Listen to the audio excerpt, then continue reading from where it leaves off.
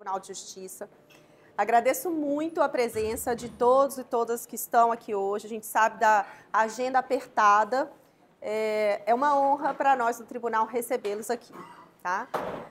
Como a gente estava aguardando um pouquinho para, né, as pessoas que estavam chegando, então a gente está com um leve atraso. Eu vou logo passar a palavra para a presidente aqui do Sindicato dos Jornalistas do DF, né, para a Bruna, para que possa, né, fazer a sua introdução. E aí, na sequência, eu venho apresentando dados, informações muito relevantes sobre o tema da violência contra a mulher. A gente tem um coffee break, depois a gente passa para a Marisa Sanematsu, que veio lá de São Paulo prestigiar o nosso evento. Assim, muito obrigada, Marisa, por você ter vindo. Bom dia, gente. Agradeço o convite, né? É um projeto muito importante.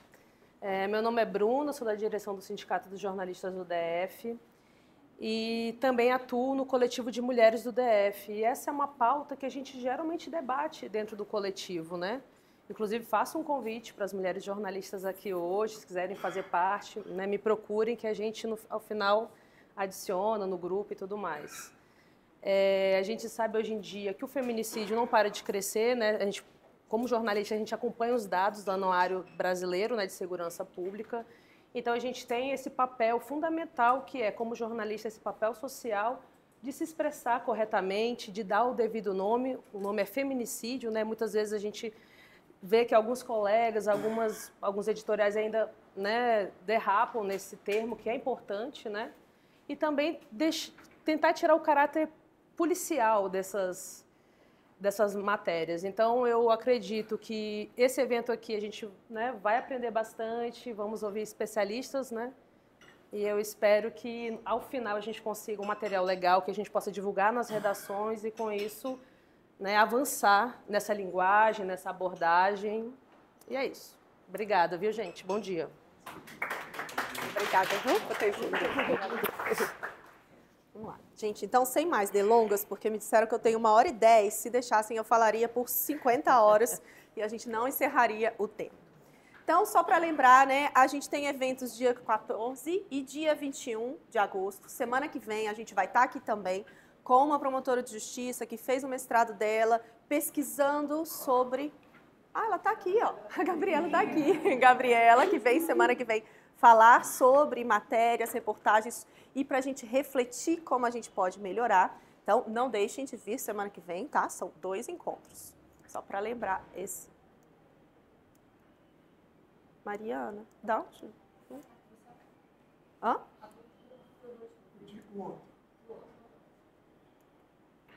Aí tá voltando. Bom, gente, eu quero começar falando sobre isso. A melhor arma contra o feminicídio é a colher. É uma campanha da Secretaria de Segurança Pública. Por quê? O que a gente vê a todo momento?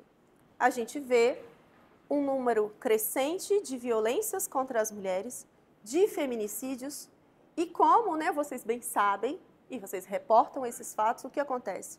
Normalmente uma mulher vem a ser vítima e logo em seguida aparecem parentes, familiares, amigos, que dizem que já sabiam que aquela história andava mal, já tinha visto a colega de trabalho chorosa no trabalho, já tinham presenciado alguma situação, mas a gente não pode minimizar a situação que comumente dizem assim, é só uma briga de casal, é só uma briga de marido e mulher.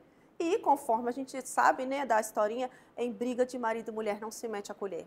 E a gente precisa sair disso. Em briga de marido e mulher a gente mete a colher, sim, porque muitas vezes tudo que esta mulher em situação de violência precisa é de apoio, não é de delegacia. Nem sempre essa mulher vai querer que esse homem seja preso, ela vai querer que esse homem seja internado, ela vai querer... Então, a gente precisa se aprofundar nas causas do problema, no que essa mulher passa, como essa situação é tão difícil, para que a gente possa dar a resposta adequada. Que o caminho da delegacia sempre parece o mais fácil, o mais rápido, o mais óbvio. Mas se vocês perguntarem, né, e como eu sou juíza do Juizado de Violência Doméstica e Familiar contra a Mulher do Riacho Fundo, já sou titular lá há 8 anos, só trabalho com isso.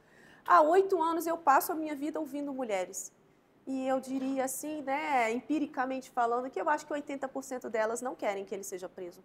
Não querem que nada de mal aconteça com o pai dos seus filhos. Ela quer que esse homem seja ressocializado, ela quer que esse homem... Muitas delas pedem um milagre, né? Elas querem um milagre, elas querem que ele mude. Algumas coisas a gente consegue fazer, outras não. Então, a gente precisa sair da abordagem policial e pensar mais no contexto social que essa mulher está inserida, o que essa mulher precisa, o que essa família inteira precisa, o que esse homem precisa. Porque o problema, como vocês vão ver aqui, é muito, muito complexo. Vou trazer para vocês alguns dados no início, para que a gente compreenda bastante.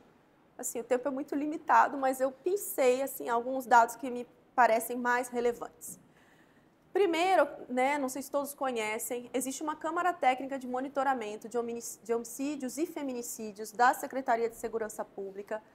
Essa Câmara Técnica publica os seus relatórios, os relatórios estão todos disponíveis aqui nesse site, nesse QR Code, vocês conseguem acessar.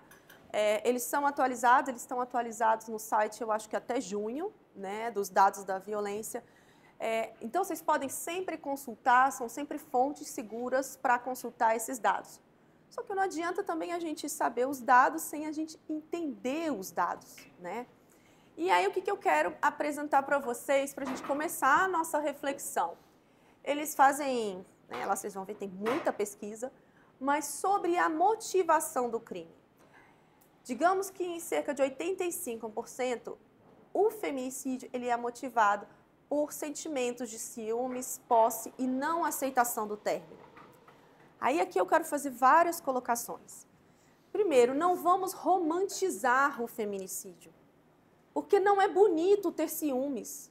Não é saudável esse tipo de relacionamento em que há um controle extremo sobre a vida da outra pessoa.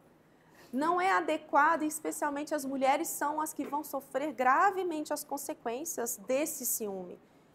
Eu tenho tido algumas situações, né, na VD. VD, quando eu falo VD, é violência doméstica, tá? Então, eu tenho tido algumas situações de o que acontece. O casal está rompendo o relacionamento, o casal está naquela fase de estar junto, às vezes se encontra, está vendo se ainda dá certo, por várias razões, ainda se encontram. Mas, muitas vezes, eles já estão separados. E esse homem, muitas vezes, já está em outros relacionamentos. E, de repente, esse homem, movido por aquele sentimento extremamente machista, ele descobre que essa mulher está novamente com uma outra pessoa. Ele viu uma foto, ele viu na rede social, ele ficou sabendo, não importa. Ele vai lá e ele marca um encontro com ela. E eles estão nessa fase, fica ou não fica. E aí, de repente, acontece, isso eu já peguei esse ano, uns 5 casos desses. O que acontece? Estão numa boa e, de repente, começa a história. Eu quero saber qual é o nome da pessoa com quem você está. Eu quero ver foto dele. O que você está conversando com ele? Eu quero ver as suas conversas. Exige ter acesso ao celular da mulher. Gente, só isso já é um ato de muita violência. E essa mulher, já com medo, já sabendo do histórico daquele agressor, já sabendo como é difícil a situação ali, ela muitas vezes, tá, deixa, fala alguma coisa. Ou, algumas mulheres não falam. E aí esse homem entra numa ira e ele começa a exigir dela que ela mostre para ele e que ela fale. Gente, isso, para mim, juridicamente, é um crime de tortura. Se vocês forem ver na lei de tortura, tá lá, imprimir sofrimento psíquico à pessoa com o fim de obter uma declaração, uma manifestação. Gente, e em muitos casos esse homem vai manter essa mulher sob cárcere privado a noite inteira, ele agride essa mulher, muitas vezes obriga ela a manter relação sexual e no dia seguinte ele sai como se tivesse acontecido nada e vai trabalhar. E essa mulher sai desesperada para a delegacia, para registrar a ocorrência. Então, assim, esse sentimento de ciúme, posse, não aceitação do término é algo que não pode ser banalizado. A frase que a gente comumente ouve, se não for minha, não vai ser de mais ninguém. Gente, isso é de extrema gravidade. Porque isso representa, em última instância, que esse homem não aceita o que essa mulher pensa, o que ela quer, a autonomia da vontade dela, e ele vai fazer valer a vontade dele. às custas do que for. Então, muita atenção para isso aqui. A gente não pode banalizar as situações em que se fala, não, mas ele só tem ciúme. E ciúmes também não podem ser confundidos com carinho e proteção. Isso é algo que a gente precisa ter muito claro. Né? Eu estava conversando com o Patrícia ali no início, falei assim, eu não quero um homem que me proteja e que me leve até o meu carro para eu poder não ser estuprada no meio da rua. Eu quero não ser estuprada no meio da rua. Né? Então, assim, essa história do carinho e da proteção, a gente precisa tomar muito cuidado com isso, com esses vieses romantizados da história. Aí, aqui também, eu queria chamar atenção para esse dado, que acho que vocês já sabem, né? Que a grande maioria dos crimes ocorrem no interior das residências. E esse é um fator que dificulta muito, né, a atuação das forças de segurança. Existe uma série de requisitos para que as forças de segurança possam entrar na casa de uma pessoa. Precisa haver a certeza quase absoluta de que está sendo cometido um crime ali dentro, em flagrante delito. Porque senão, os policiais militares, eles respondem por abuso de autoridade quando eles entram indevidamente na casa de uma pessoa. Então, o crime acontecer na casa é algo, né, que a gente precisa se preocupar muito. Queria trazer mais alguns dados, e esse aqui, ó, no próximo slide, está aqui no QR Code, vocês conseguem acessar. Existe um Fórum Brasileiro de Segurança Pública. O Fórum Brasileiro de Segurança Pública publica várias pesquisas a respeito da violência. Esse aqui é da pesquisa Visível e Invisível, a vitimização de mulheres no Brasil, de 2023. O que eu quero chamar a atenção aqui? Assim, é enorme, tá, gente? As pesquisas são enormes, então por isso que eu convido todos a lerem e buscarem os dados, entenderem os dados. Mas o que eu chamo a atenção aqui? O que das mulheres pesquisadas, né? O que fez após o episódio mais grave da violência? 45% não fez nada.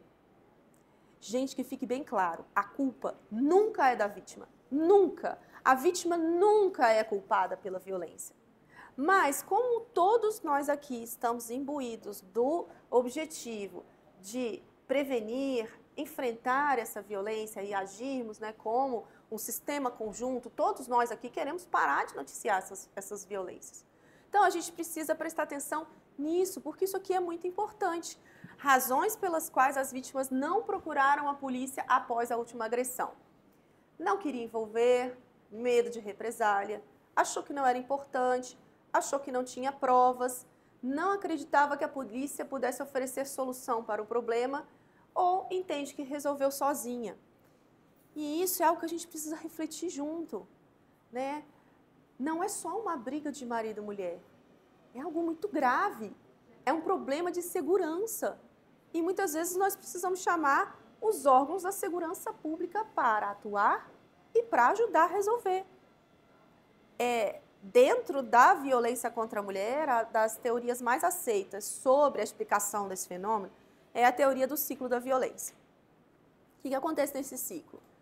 O relacionamento se inicia, segue para uma fase de tensão, um pico de violência e depois uma fase que se chamou de lua de mel. Uma fase em que há um pedido de perdão, de desculpas, há promessas de que vai melhorar, de que não vai acontecer de novo.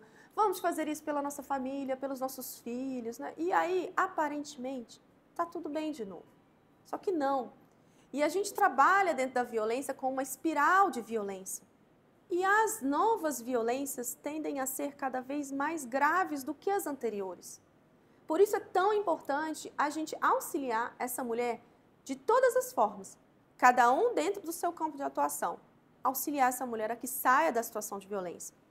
Que nem sempre sair da situação de violência vai ser romper o relacionamento ou prender esse indivíduo.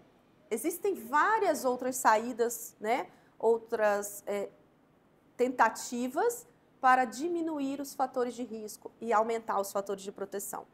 Então, é muito importante que a gente consiga, né, melhorar essa busca por auxílio, para que a gente tente dar uma resposta mais adequada.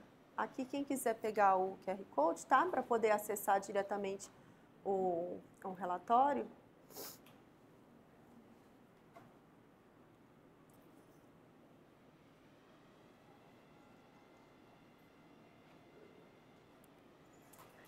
Então, assim, mais um pouquinho de dados que eu queria colocar. Esses aqui são dados também da Câmara Técnica de Monitoramento de Feminicídios, daqui do Distrito Federal, do ano de 2023. Aqui, nesse gráfico, nesses quase 70% aqui, estão que os casos em que não havia registro de ocorrência policial anterior ao feminicídio. Nesses 30% aqui estão os casos em que havia registro de ocorrência antes do feminicídio. Cada um desses casos, sempre a gente analisa, para a gente tentar ver o que foi feito de errado. Poderia ter sido feito algo diferente? Né? A gente atua também na Câmara Técnica, existem várias redes no Distrito Federal, o Tribunal de Justiça, pelo Núcleo Judiciário da Mulher, participa de várias reuniões discutindo esses temas. Dessas reuniões que surgiu o Viva Flor, que surgiu o DMPP, que eu vou apresentar para vocês entenderem exatamente o que é, tá? E isso aqui, 52, é o número de mulheres, né? Porque ele está analisando aqui o número total de mulheres da série histórica desde 2015, quando existe o nome feminicídio, até 2023. Então, 52 mulheres, essas aqui, haviam registrado a ocorrência anterior. E a gente sempre olha para ver o que poderia ter sido feito e que não foi feito, né? E eu vou passar isso também com os senhores.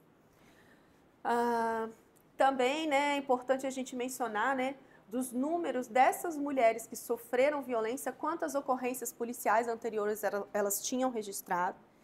E aqui eu queria colocar, né, um desafio que a gente tem muito grande para a gente que trabalha na justiça, da implementação de certas medidas de proteção para mulheres.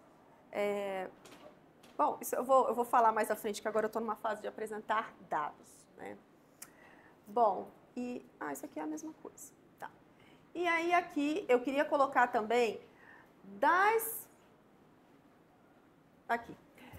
sobre essas mulheres que requereram as medidas protetivas, que a gente viu lá que eram cerca de 30%.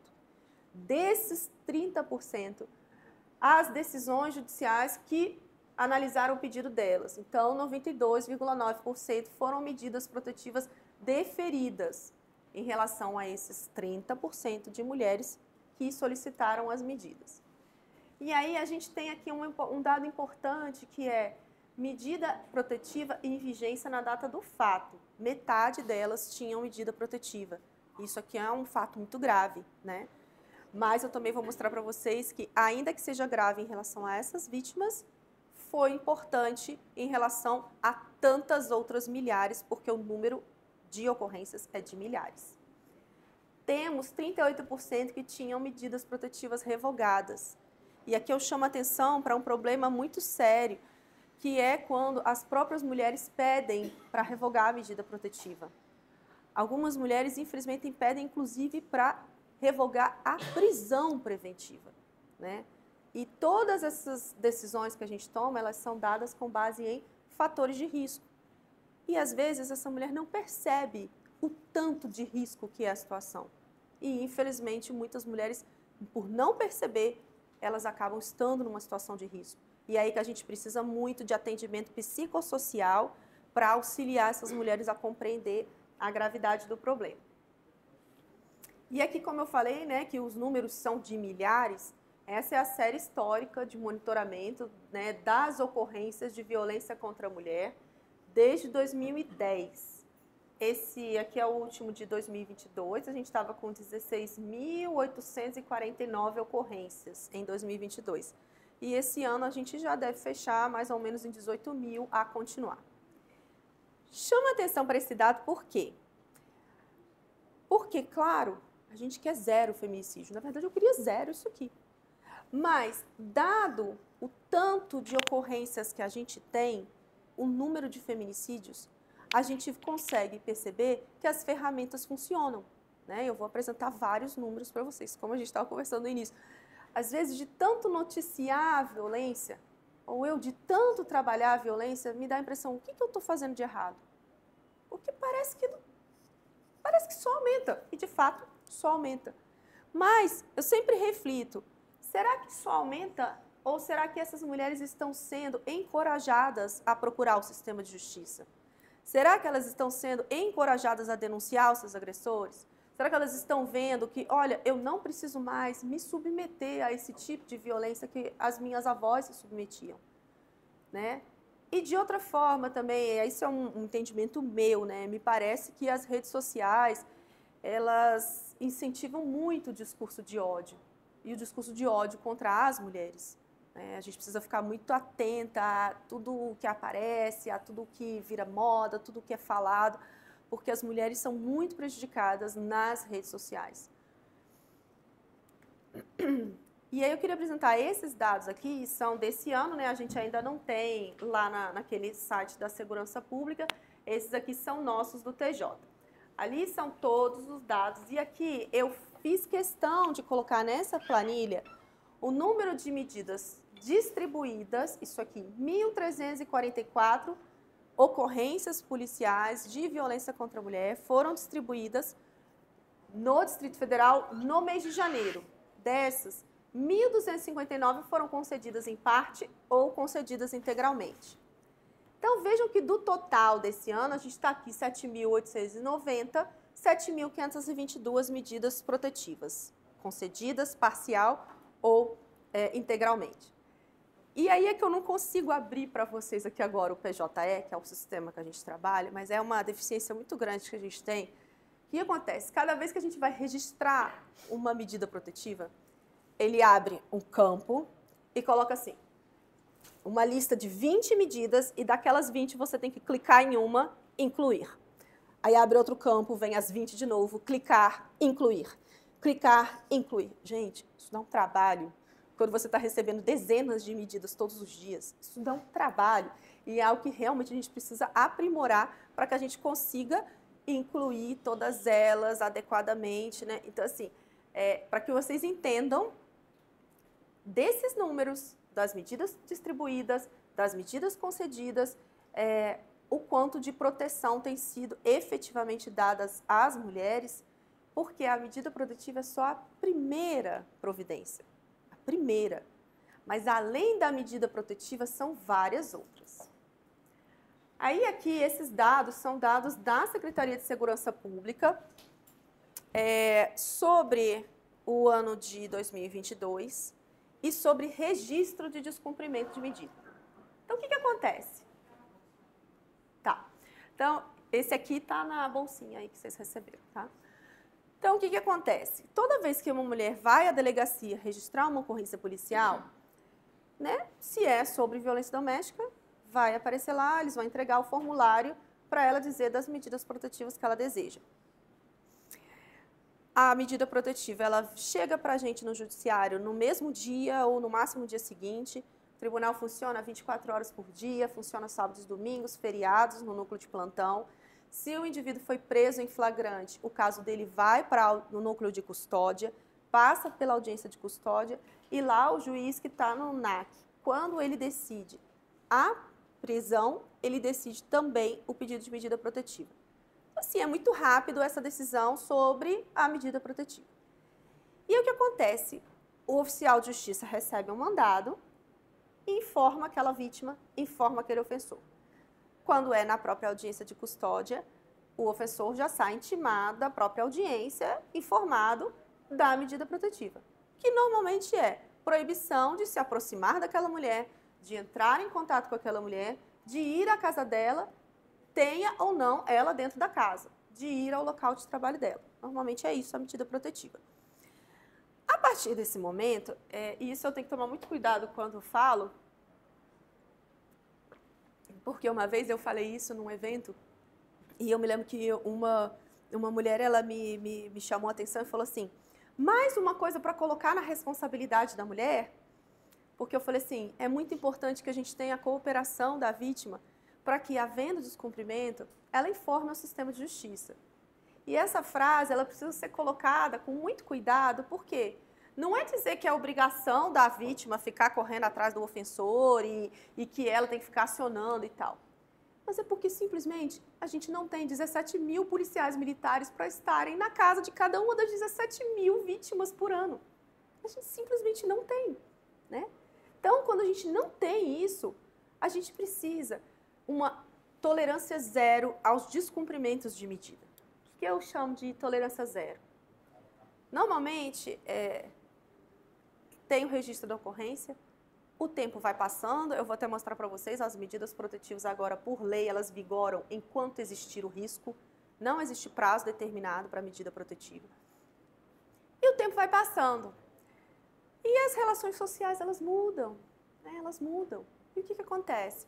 Essa mulher acaba que muitas vezes vai começar a ter algum contato para tratar do filho, das festas do fim do ano, algum parente vem, aí tá passou de carro, passou pela rua, enfim, a vida vai seguindo.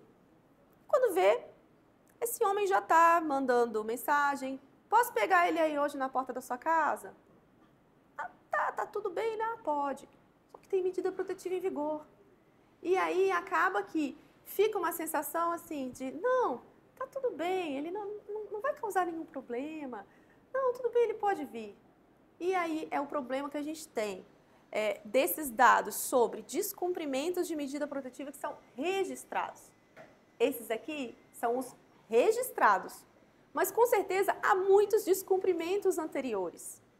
E aí acaba que a gente fica com um número quase inexpressivo, né? Porque se você for ver a quantidade de medidas concedidas, os descumprimentos registrados, eles são muito poucos. E aí por isso que a gente fomenta tanto a que haja esse registro do descumprimento. Porque, como eu disse lá atrás, a medida protetiva é a primeira providência judicial num caso de violência contra a mulher. Mas ela pode vir acompanhada ou não de outras medidas cautelares que eu vou passar para vocês, de acordo com a gravidade dos fatos que são trazidos. Aí, aqui, eu não consegui nem finalizar, infelizmente, isso aqui estava até junho, e infelizmente a gente tem mais 3 casos, né? Eu não consegui finalizar esses feminicídios ocorridos em 2023. O que acontece? Por que a gente fez esse quadro? Porque a gente começou a observar, e isso é algo que a gente vai refletir a respeito nesses 2 dias e depois, que, coincidentemente ou não, quando há notícia de um feminicídio, normalmente eles vêm assim como que em blocos, sabe? Então assim, a gente começou a estranhar isso ao longo do tempo, porque a gente acompanha isso há muito tempo, né?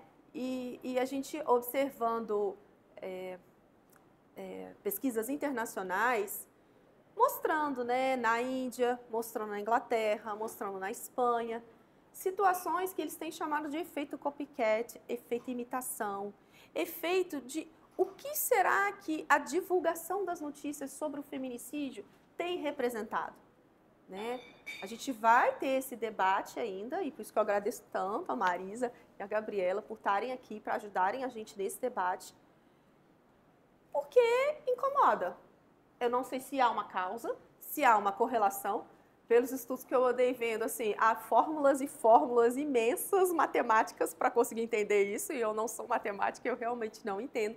Mas a gente precisa pensar em, ao menos nas conclusões, a gente observa que há uma correlação. Então, como que a gente pode melhorar isso aqui, né?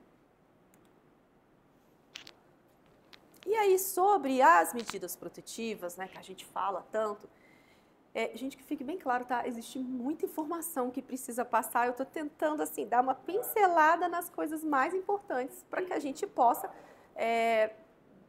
uniformizar, assim, a linguagem, que todo mundo esteja falando da mesma coisa, dar uma breve pincelada, mas, assim, tem muito conteúdo. Inclusive, quem tiver interesse, faço até a propaganda aqui dos nossos cursos Maria da Penha Vai à Escola, pelo Tribunal de Justiça, tá? Existem cursos de formação de 80 horas, 90 horas, cada ano.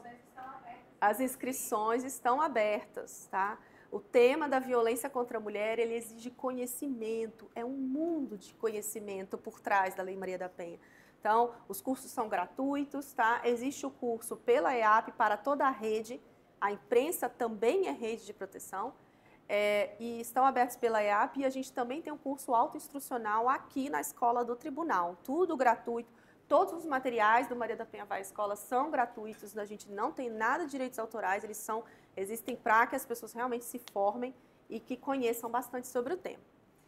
Então, das medidas protetivas de urgência, né? Quando o pedido de medida chega para mim no judiciário, eu vou deferir, né, as medidas ali adequadas ao caso. Essas de cima aqui são as mais comuns.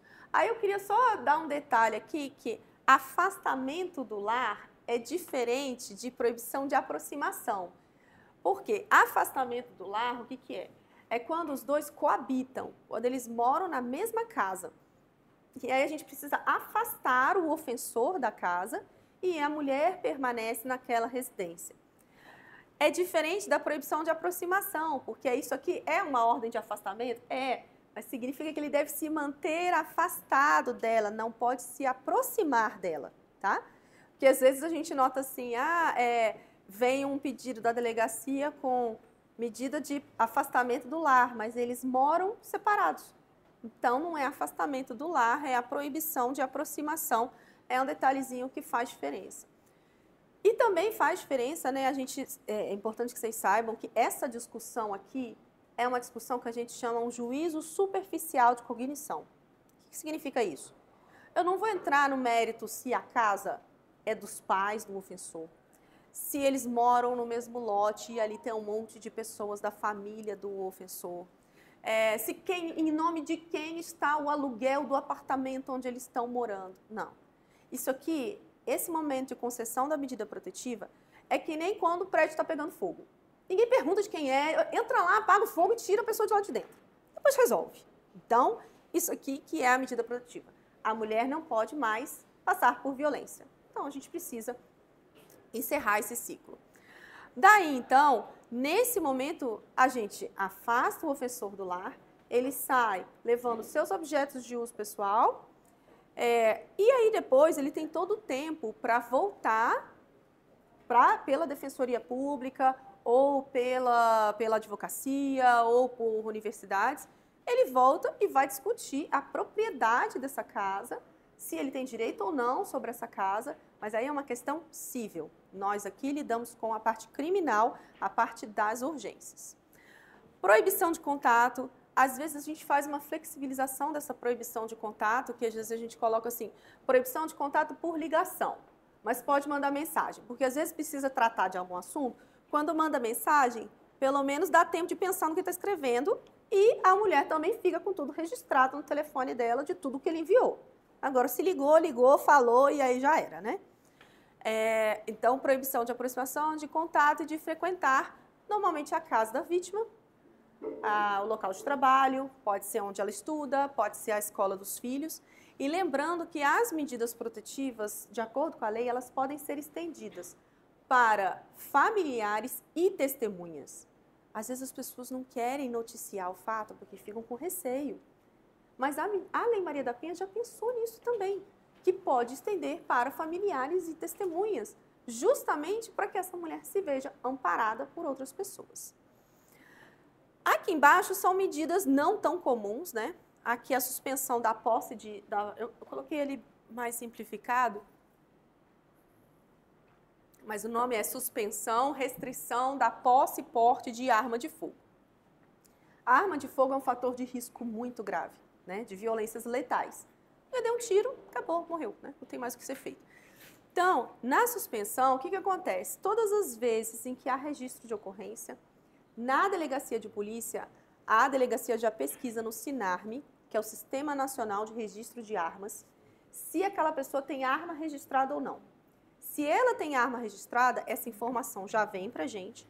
E como eu vou colocar aqui embaixo, ó, aqui, ó, o artigo 22 já fala que é obrigação nossa determinar a apreensão imediata de arma de fogo sob a posse do agressor. Às vezes ele não tem posse legal, regulamentar, mas a vítima menciona no registro da ocorrência de que há notícia de que ele tem uma arma de fogo guardada, né? E aí acaba que ele responde pelo crime de posse de arma de fogo irregular, que inclusive tem pena muito mais alta do que os nossos delitos da VD, que eu vou passar para vocês também, para que vocês tenham noção da gravidade que é como as penas da VD são pequenas. Isso é um tema assim, que eu reputo muito importante.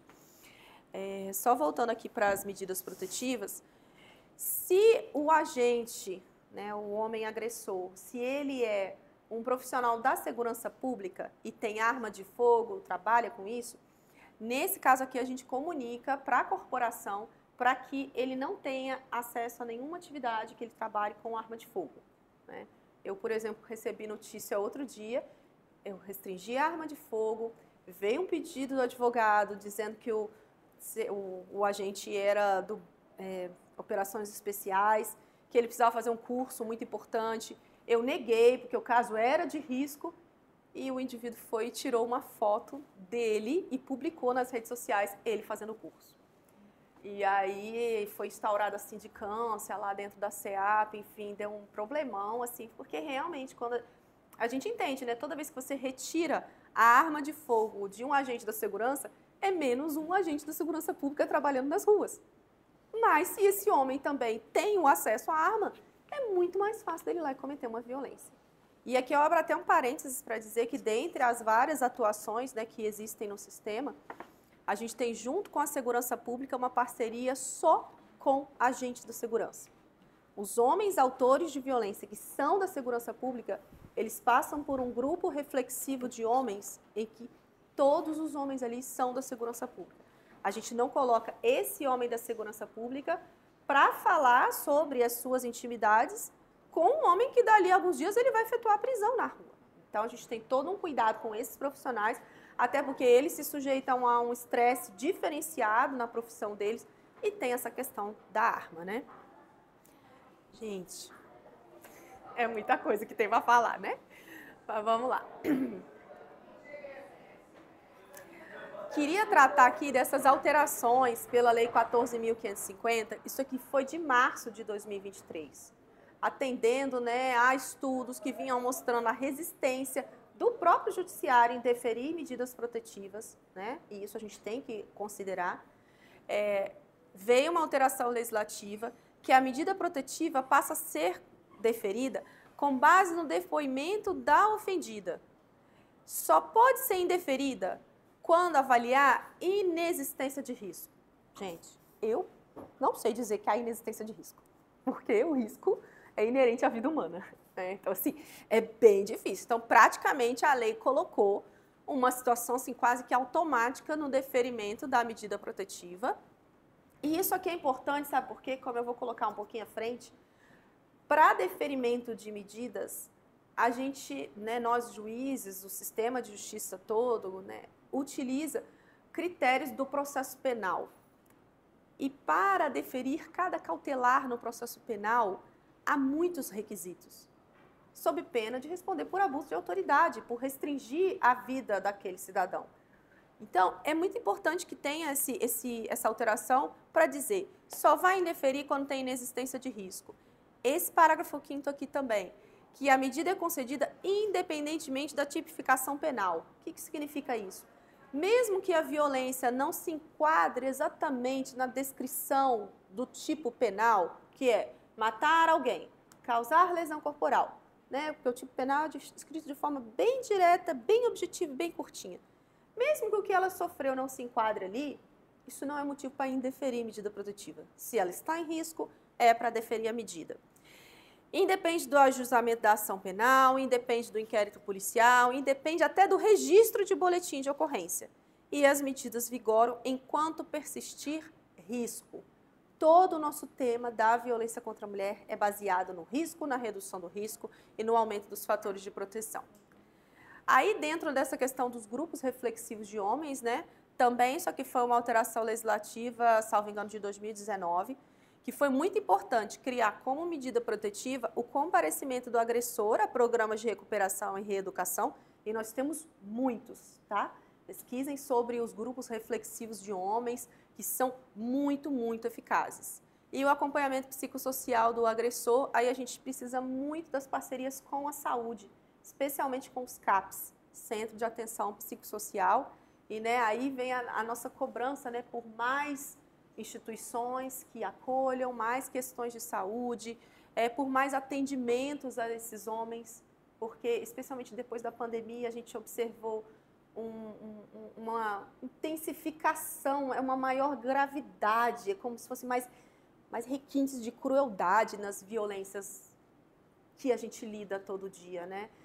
Nunca a gente vai dizer que o homem agrediu por causa do álcool ou da droga. Nunca. A culpa nunca é do álcool ou da droga. A responsabilidade pela violência é do seu praticante, é do seu agente. Foi o homem que praticou aquela violência e ele precisa ser responsabilizado.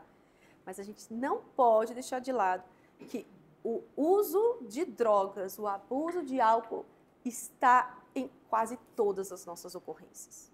Tanto que a gente vai observar o maior número de ocorrências é sábado e domingo à noite. Né? A pessoa passa o dia inteiro bebendo, a pessoa usa droga e comete esses delitos à noite. Então, a gente precisa muito da questão da saúde. Quando a gente fala em retirar a abordagem estritamente policial, é porque a gente pensa em saúde, em assistência social. É muito mais importante do que o indivíduo vai ficar preso lá e vai sair, vai voltar para o mundo. A mesma pessoa, ou pior do que quando foi. Então, vejam que o problema é muito, muito complexo. Aí, quando a gente tem a medida protetiva, é uma ordem de afastamento, proibição de contato, proibição de se aproximar. Para que isso, né, venha uma outra providência judicial, a informação precisa chegar ao sistema de justiça. Como é que essa informação chega? Chega pela própria vítima, que pode procurar os juizados de violência doméstica. Nós temos 20 juizados no Distrito Federal. Hoje em dia a gente tem o balcão virtual. O balcão virtual é só colocar o link assim, balcão virtual TJDFT no buscador. E já aparece lá o link em que qualquer pessoa de meio-dia às 19 consegue entrar em contato com o servidor no juizado. A pessoa nem precisa sair de casa para conseguir entrar em contato.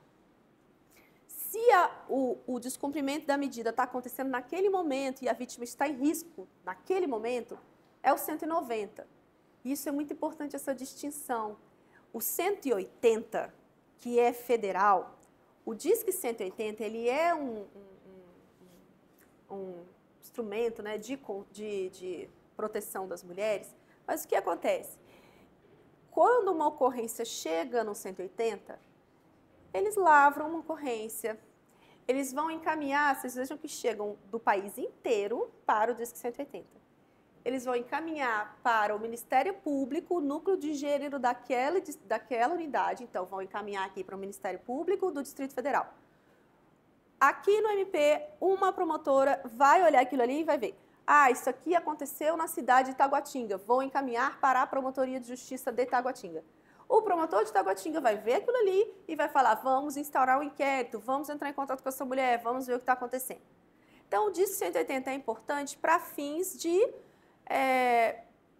denúncia anônima, né? Um vizinho que está constantemente sabendo que aquela mulher sofre violência, ele pode, né, fazer um Disque 180. Agora, se a situação está acontecendo naquele momento, está ouvindo a mulher pedindo socorro, está ouvindo gritos, não adianta ligar no Disque 180. Aí é 190, que é a Polícia Militar. Também esse descumprimento da protetiva vai chegar para o sistema de justiça quando essa mulher já está com o Viva Flor ou com o DMPP, que são dispositivos com base em tecnologia para que ela não precisa ligar para o 190.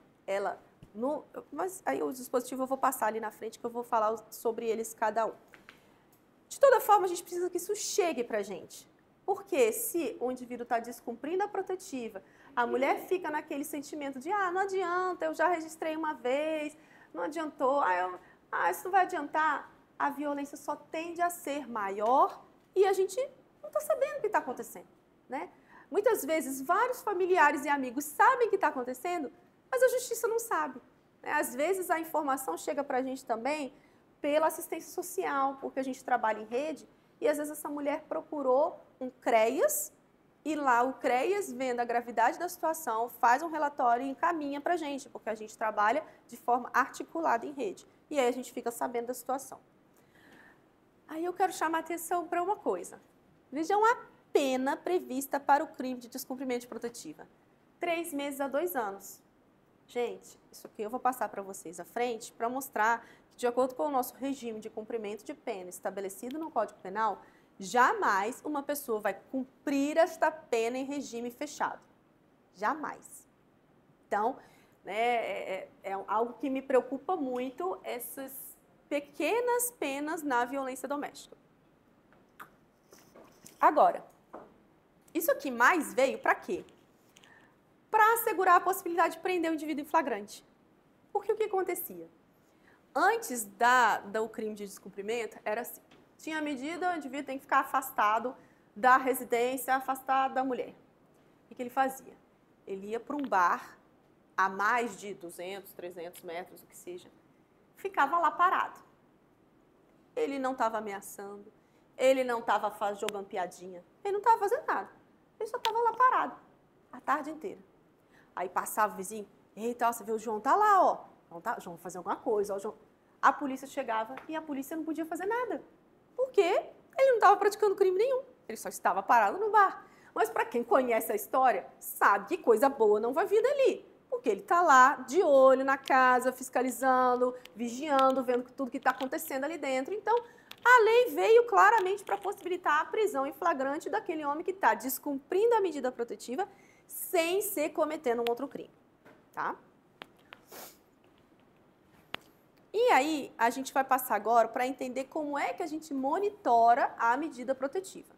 Verificar se ela está sendo cumprida ou não. Primeira coisa, eu quero...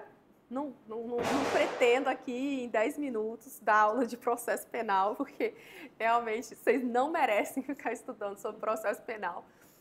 Mas é importante que vocês saibam que para cada decisão há requisitos, né? E essa é uma angústia minha, que eu venho sentindo essa necessidade, talvez, de a gente construir uma doutrina própria do processo penal para a violência doméstica. Porque os requisitos das medidas no processo penal, eles são escritos, né, em direito, a gente chama uma fonte do direito, o que é a doutrina. O que é a doutrina? É quem escreve livro, artigo, falando sobre aquele tema. Quem que escreve livro, artigo, falando sobre processo penal?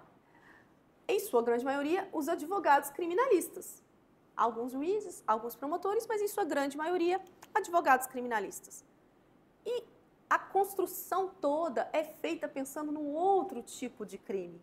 Não o nosso crime da violência contra a mulher, que essa mulher vai ser sucessivas vezes colocada em contato com esse ofensor.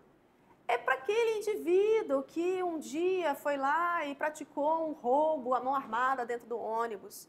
É para o indivíduo que cometeu o crime do colarinho branco.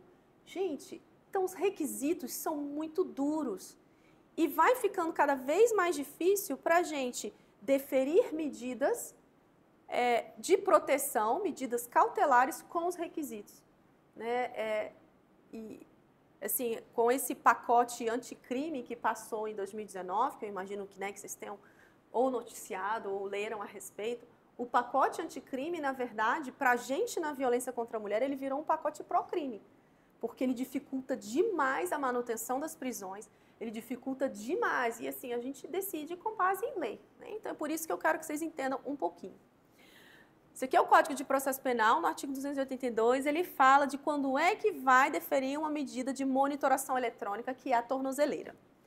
Tem que haver necessidade da aplicação da lei penal para investigação ou instrução, para evitar a prática de infrações. Tem que adequar a medida à gravidade do crime, às circunstâncias do fato, condições pessoais do indiciado ou acusado. E aí, em caso de descumprimento, diz a lei, em último caso, decretar a prisão preventiva. Então, assim, vai ficando, né, sempre mais difícil. Aí, eu quero passar para vocês quais são os monitoramentos que a gente tem hoje no Distrito Federal. Esse aqui é o dispositivo Viva Flor. O Viva Flor, a gente tem, eu vou apresentar até um gráfico, o Viva Flor a gente tem tentado cada vez mais ampliar o seu uso. Quando ele começou, a Secretaria de Segurança Pública limitou o número, né, porque estava em testes, precisava ver como ia funcionar. E aí, atualmente, a gente tem dispositivos, né, aí disponíveis para serem utilizados, e nosso objetivo é que cada vez mais tenha mais mulheres com Viva Flor. Por quê? Quando uma mulher tem Viva Flor, ela tem medida protetiva. A gente passa os dados dela para a Segurança Pública e a gente informa o endereço, o nome dela, o nome do ofensor, o telefone de contato, o número do processo. Todas as informações são enviadas por cada juizado, em cada processo, para uma subsecretaria dentro da SSP. E essa mulher, é chamada lá na SSP, aqui, né? Na SSP, que fica aqui atrás do governo. Ela é chamada aqui, ela faz os testes, ela vê o aplicativo, como funciona e ela vai para casa. A partir do momento que ela tem esse dispositivo, se, por exemplo, em qualquer momento o ofensor, ela ouviu um barulho na laje, ela ouviu ele gritando no portão, ele passou pela rua, o que quer que seja, e ela percebeu que ele está se aproximando, ela não precisa ligar para o 190, ficar na lista de espera do Copom, informar toda a história de novo. Ela só aciona um botãozinho que tem no Viva Flor, que o pessoal chama de botão do pânico, e aquele botãozinho aciona o Copom, e isso tudo já foi previsto em acordos de cooperação técnica e muitas reuniões para a gente tratar de todo o protocolo de atuação. Então, a primeira viatura da PM disponível no local é direcionada para aquela residência. Gente, já foram milhares de prisões por descumprimento de violações do Viva Flor. E aí, como eu estava dizendo no início, né, dado a quantidade de violência contra a mulher que a gente tem registrada, fora as não notificadas, né, as registradas, a gente tem um êxito muito grande no Viva Flor. Porque antes que aquele ofensor consiga chegar lá e praticar algum mal àquela mulher, a polícia chega primeiro.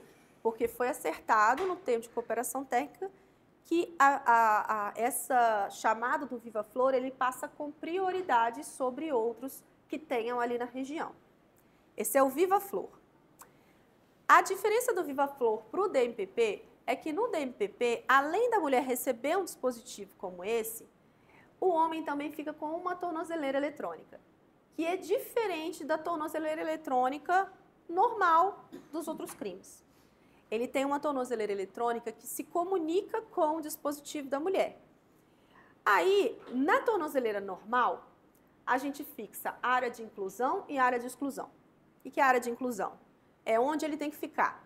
Por exemplo, pode fixar que ele tem que ficar na casa sábados e domingos, durante a semana, de meia-noite às 6, enfim, tem que ir, horário de trabalho, fica tudo fixado na monitoração.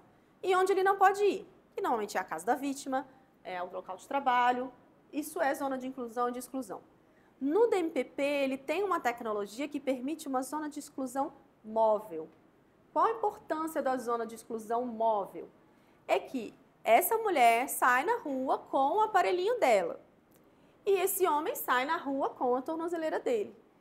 Se esses dois dispositivos se cruzam em qualquer local do Distrito Federal, não precisa a mulher acionar a polícia.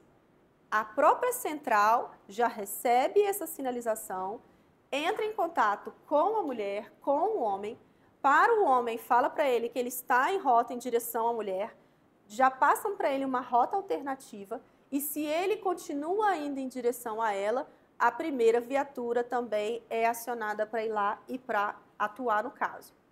Liga para a mulher e fala para a mulher que é para ela procurar um local seguro, entrar numa loja, se esconder, trancar a porta, trancar o banheiro, enfim, o que seja, porque a polícia está chegando. É muito, muito, muito eficaz. Já foram muitas prisões. Nesse link aqui mesmo que eu coloquei, tem a notícia sobre, eu acho que já foram mais de 23 mil violações desde o início do programa, que foi 2019, 2020, enfim. Mas aqui tem os dados e já foram mais de 23 mil violações sem feminicídios nas situações de uso do DMPP. Agora, dificuldades que a gente tem. A cada vez que esse homem, sem querer, pega um ônibus, não sabe que está violando a zona de exclusão, passou pela pista e passou pela mulher que estava no outro ônibus, aciona o dispositivo dela. E alguém liga para ela. E é um pânico, né? Então, assim, vocês vejam que tudo é difícil, né? Para a gente na VD tudo é difícil. A gente tem uma coisa que é muito positiva, que é muito boa, mas que tem seu negativo. Uma vez uma vítima falou para mim, ela, pelo amor de Deus, eu quero devolver esse negócio, porque o meu pai, ele tem problema cardíaco. Toda vez que ligam, o meu pai fica desesperado que vão entrar lá em casa e vão matar a gente. Então, a gente está, né, caminhando. Já é um dispositivo que salvou muitas vidas, que é muito importante, mas que ainda temos dificuldades. Muitos agressores também reclamam muito da estigmatização da tornozeleira eletrônica. A tornozeleira, ela tem um prazo de carregamento, ela mal dura um dia, então a pessoa tem que dormir com o pé carregado na tomada. Então, assim, realmente... aí eu falo assim, o senhor está respondendo a um processo penal, há restrições à sua liberdade. Mas no meu íntimo eu compreendo que é bastante desagradável aquilo ali, né? E prejudica bastante. Eu estou até tentando ver aí se a gente consegue uma nova tecnologia de tirar a tornozeleira e ser um negocinho menorzinho aí, enfim, vamos ver. E a gente tem também... Gente, meu tempo acabou. E aí a gente tem também o policiamento de prevenção orientada à violência doméstica, que é o PROVID. O PROVID são equipes da Polícia Militar. Eu tenho uma equipe, cada juizado tem uma equipe, estou lutando pela minha segunda equipe. São policiais que fazem curso para entender as especificidades da violência contra a mulher, que fazem uma abordagem muito mais psicossocial, que estão integrados na rede, que não trabalham no policiamento ostensivo, fazendo ronda pela cidade, são dedicados a esse tema. Eles fazem visitas à casa dessa mulher, essa mulher se sente muito mais segura. Os policiais normalmente deixam, né, um número de telefone do batalhão, não só o 190, mas o número de emergência do batalhão, o número do próprio PROVID. Então, assim, a gente tem tido um resultado muito positivo com as equipes do PROVID nessa prevenção. Então, essas são as medidas de monitoramento que a gente tem hoje em dia. Queria apresentar para vocês os dados do que a gente tem.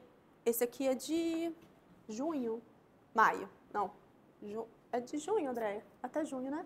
É porque tudo isso muda muito, tá, gente? Porque, aqui a gente tem o uso do DMPP, 71 tornozeleiras, 67 dispositivos, 291 do Viva Flor e 215 tornozeleiras do CIMI. Aqui eu coloquei esse dado e vejam como é importante também a atuação da imprensa, né?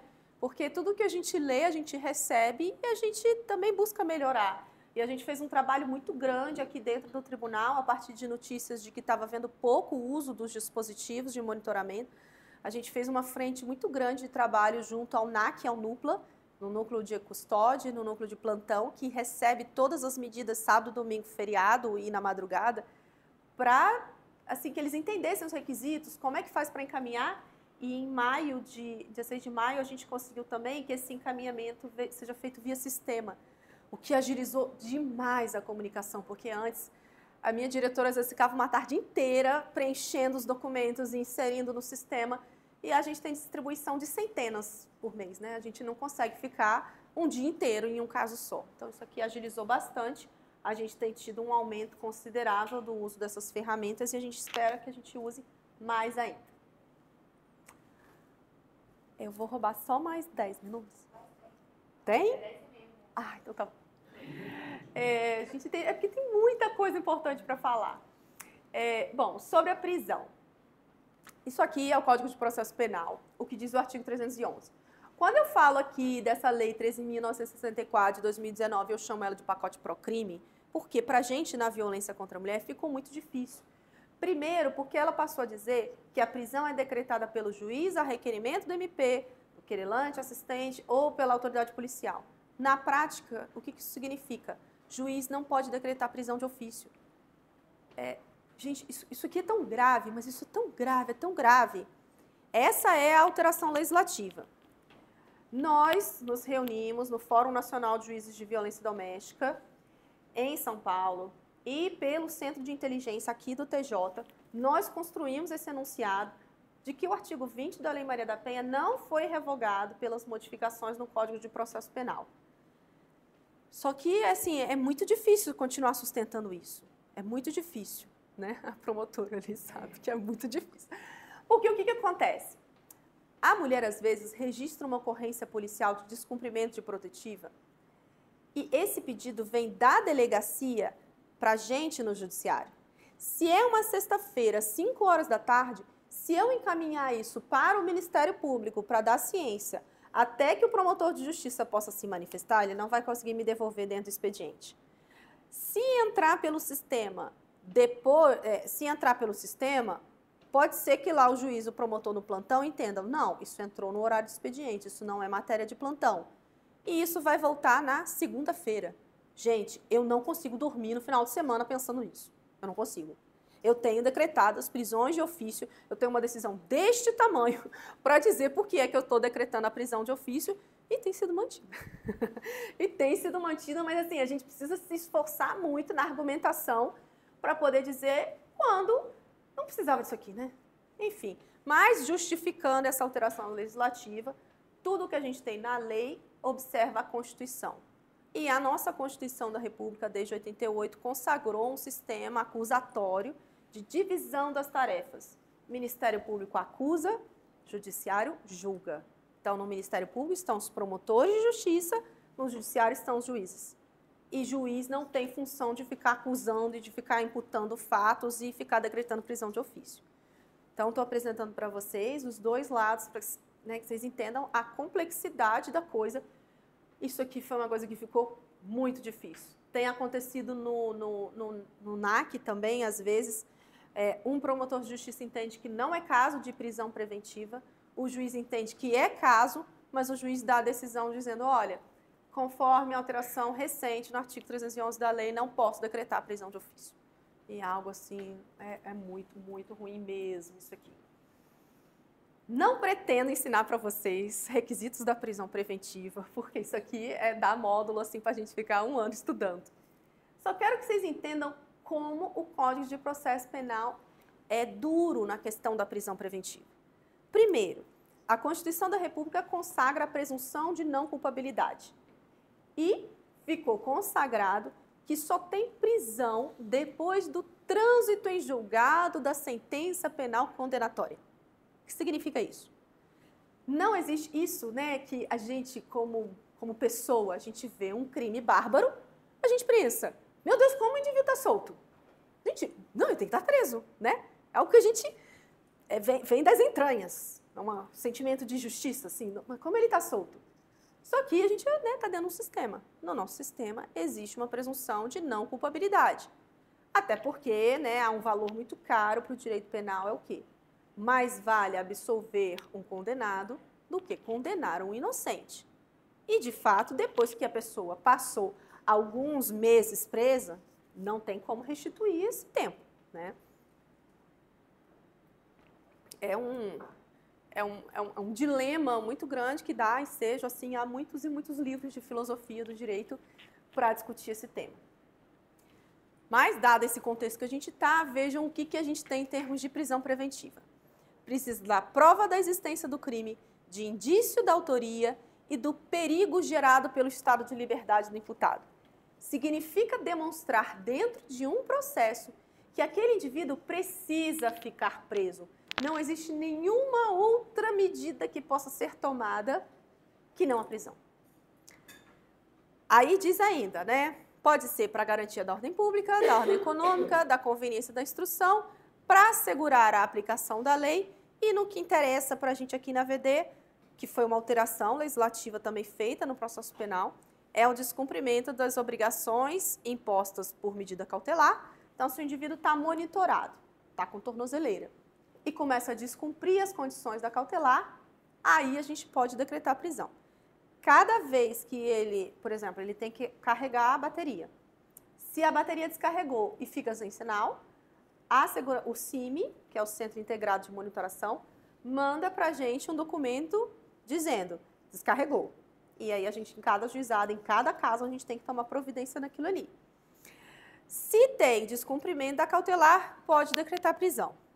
Se o crime envolver violência doméstica, para garantir a execução das medidas protetivas de urgência.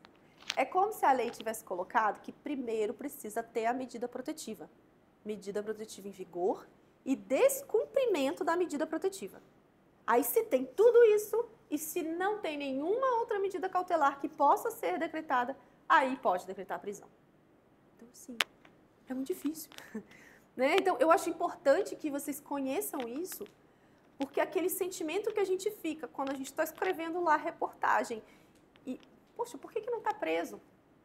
Se em breves linhas é por causa disso, né? É bem difícil. Tem mais requisitos, tá, gente? A decisão deve ser motivada e fundamentada em receio de perigo. Isso aqui é a lei, tá? Estou citando a lei. Existência concreta de fatos novos ou contemporâneos.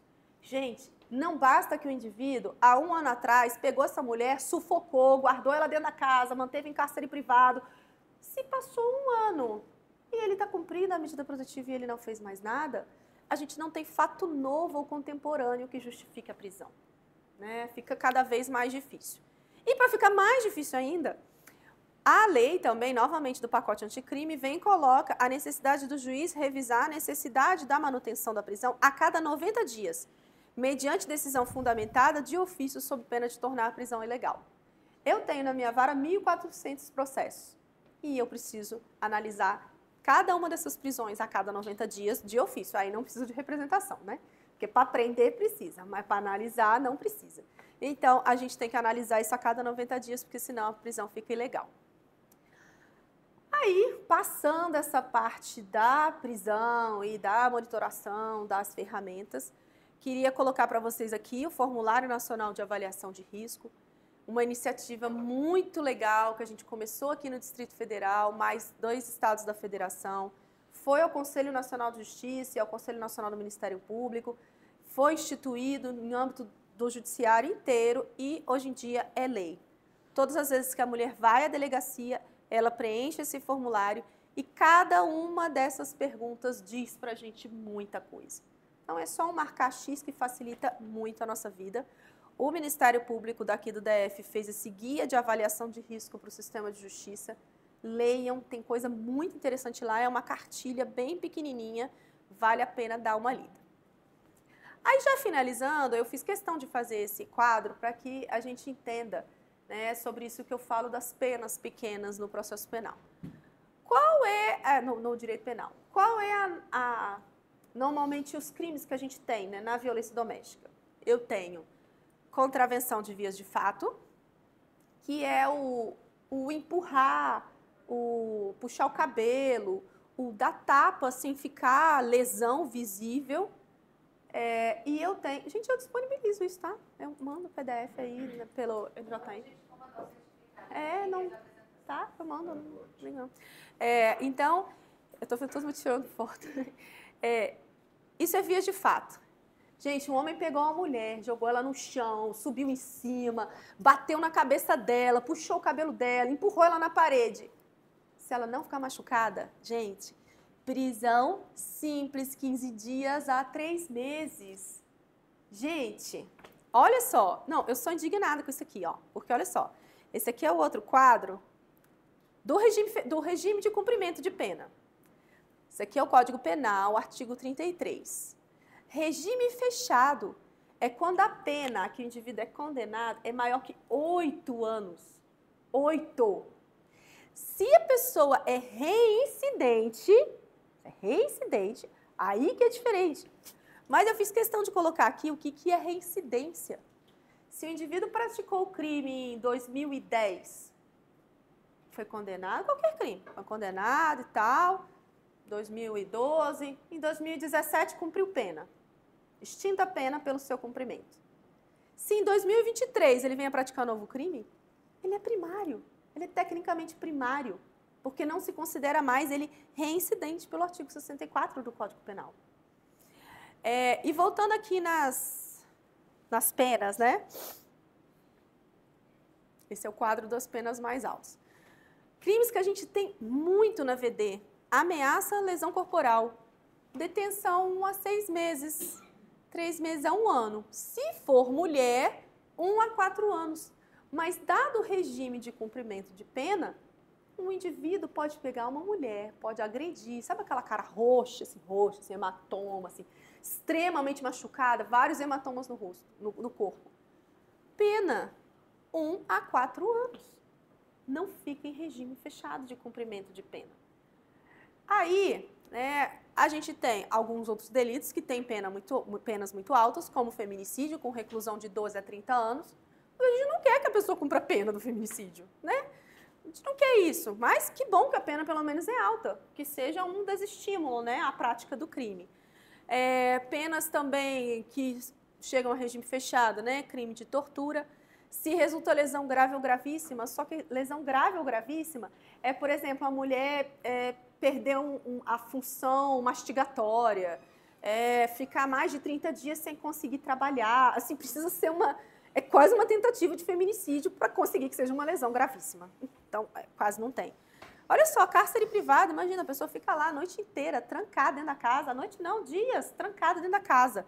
Reclusão de 1 a 3 anos. Então, é isso que a gente tem. E se a gente for pensar dentro do processo penal, a gente também tem vários princípios que orientam, né, as cautelares. Um dos princípios que existem é o princípio da uniformidade das penas. O que isso quer dizer? Se lá na frente, quando o indivíduo for condenado, ele não vai cumprir pena em regime fechado, eu não poderia colocar ele na prisão preventiva, que ele fica em regime fechado. Só que a gente, na violência doméstica, a gente ignora solenemente essa história do princípio da uniformidade das penas e a gente passa para a questão da avaliação do risco e dizer, olha, eu tenho colocado isso assim, em negrito, em caixa alta nas minhas decisões. Há risco concreto de feminicídio, né? E com base no que existe no processo para que a gente possa manter essas prisões. Só que aí a gente mantém preso durante um tempo e não há prisão preventiva eterna e não há também, já estou acabando, tá? Não há prisão preventiva eterna e não há também nem penas eternas, né? Mesmo o feminicídio, qualquer crime que seja. Esse indivíduo vai voltar, ele vai voltar. E diferentemente do criminoso, do crime patrimonial, normal, normalmente ele vai voltar para perto. Ele tem familiares próximos, ele vai estar ali, ele tem amigos próximos, ele vai estar por ali rondando.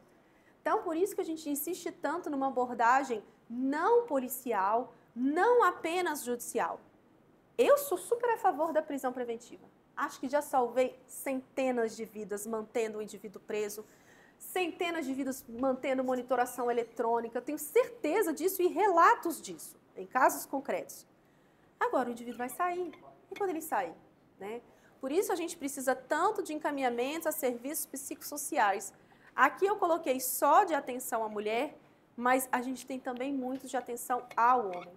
E aí a gente precisa das políticas públicas planejadas, com orçamento, com boa gestão, com pessoal qualificado.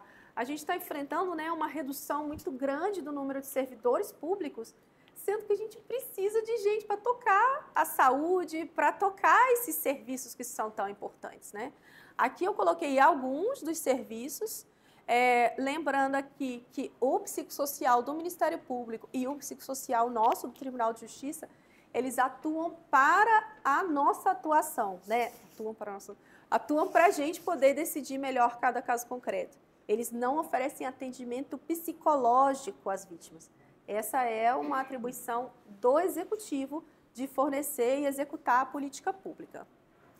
Aí, para finalizar, eu gosto muito dessa frase, acho que vocês conhecem o movimento He4She da ONU, que é muito importante, né? Nós precisamos não só de mulheres nessa luta no enfrentamento à violência contra a mulher, nós precisamos dos homens, nós precisamos de toda a sociedade. E eu gosto muito disso, né? Se não eu, quem? Se não agora, então quando? Porque a gente fica nesse movimento, assim, essa angústia de gente, a gente está fazendo e não está acontecendo nada. Gente, nós estamos fazendo muito, nós já fizemos muito, muito ainda há que ser feito. Mas acho que esse evento aqui hoje, né, que é o terceiro evento que a gente faz com a imprensa, mas esse evento em que a gente, né, recebe vocês aqui no tribunal, num evento mais intimista, em que a gente tem a oportunidade de olhar nos olhos, a gente vai ter a oportunidade de sentar junto em oficinas, em debater o tema. Isso é algo assim tão inovador que tinha que ser dentro do Laboratório de Inovação Aurora. Mas é porque o objetivo nosso é que a gente firme a parceria, que a gente trabalhe junto e que a imprensa exerça esse papel fundamental que é de levar a informação, um papel assim que vocês conseguem chegar onde 1000 palestras nossas não chegam, né? Vocês chegam diretamente nas casas, nos celulares das pessoas o tempo todo. Então a gente precisa muito dessa parceria. Eu agradeço muito por vocês estarem aqui, por terem prestado atenção, por não ter nenhum cochichinho enquanto eu estou falando.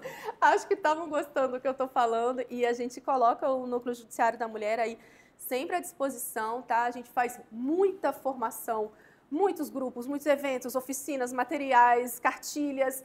A gente tem um mundo de informação, tudo à disposição, tá bem? Agradeço.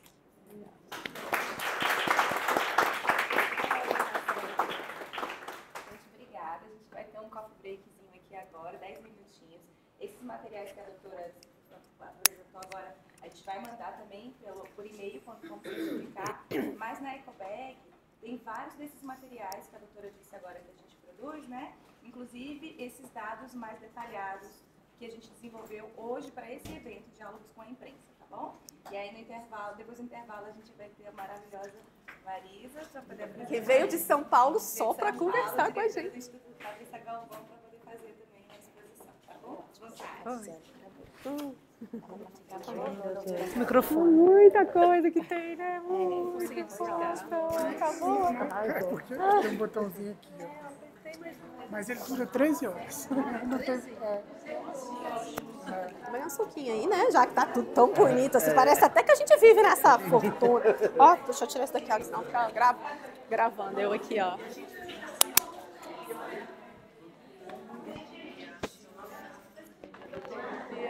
Tudo bom?